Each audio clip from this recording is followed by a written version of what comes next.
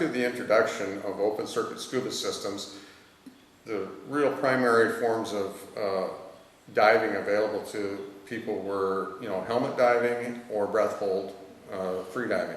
And helmet diving, of course, has been around for hundreds of years, and it certainly attracted the attention and the desires of the average public individual that wanted to get out and get in the water. Most of those people couldn't afford an expensive system like an old Schrader or a Morse helmet or Seed Gorman or something like that. So they embarked early on, back in the 20s, 30s, and 40s, in manufacturing their own homemade helmets, and oftentimes they were made out of something like this, which was a homemade water heater tank.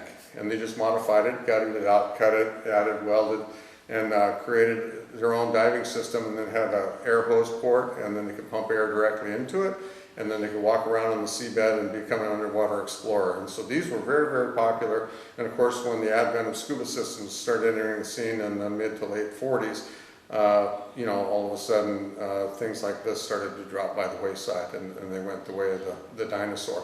However, you got to love this period of time because of the desire to get underwater was so strong that people set about getting in their garage or their basement and welding and tinkering and hammering and banging away, and they would create systems that would allow them to get underwater and do anything that people underwater would do, whether it was just to simply explore or maybe go down out here in California and collect abalone and lobster.